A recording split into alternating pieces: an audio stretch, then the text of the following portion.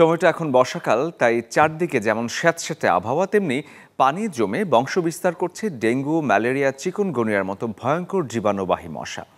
কি করে সুরক্ষিত রাখবেন নিজেকে এবং পরিবারের সবাইকে, এবারে তা জানবো। করোনাতে আমরা দেখেছি প্রথম দিকে যেই সিমটম ছিল, এখন কিন্তু সিমটম চেঞ্জ হয়ে গেছে। এখন কিন্তু আগের মতো সিমটম নাই, অনেকে বুঝতেও পারছে না। প্রথম দিকে যেটা ছিল টেস্ট কম হতো, স্মেল কম পেত, এখন কিন্তু সেরকম হচ্ছে না। মাইল্ড ফিভার হচ্ছে বা কিছু ব্যাক পেন, আগে ব্যাক পেনের সিভিয়ারিটি অনেক বেশি ছিল। প্রিভেনশনের অ্যাসপেক্ট আমরা বেশি চিন্তা করি, যে অ্যাওয়ারনেস ডেভেলপ করা এবং প্রিভেনশন। তো প্রিভেনশনের জন্য আমরা কি করছি, আগেও বলেছিলাম যে আপনি মাস্ক পরবেন, সোশ্যাল ডিস্টেন্স বা ফিজিক্যাল ডিস্টেন্স মেনটেন করবেন, তারপরে ঘন ঘন হাত ধোবেন। হাত ধোয়ার হ্যান্ড ওয়াশিংয়ের অনেক নিয়ম আছে, যে কত সেকেন্ড হ্যান্ড ওয়াশ করবেন, অ্যারাউন্ড 20 সেকেন্ড। সেটা 20 সেকেন্ড কীভাবে বুঝবেন সেটাও আমরা আগে বলেছিলাম।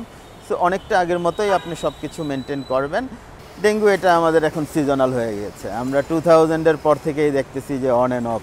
অ্যাওয়ারনেস, লাইফস্টাইল, হ্যাঁ, আমরা বলেছিলাম যে বাসার সামনের অংশটা প্রত্যেকে যদি পরিষ্কার রাখি, আমি আমার নিজের বাসাটা পরিষ্কার রাখি, তাহলে সবাই যদি করে তাহলে তো আর কোনো সমস্যা নাই। The city will be beautiful. Anyway আমাদেরকে সতর্ক থাকতে হবে। সতর্কতাটাই হলো মূল লক্ষ্য আর কি। That should be the main step.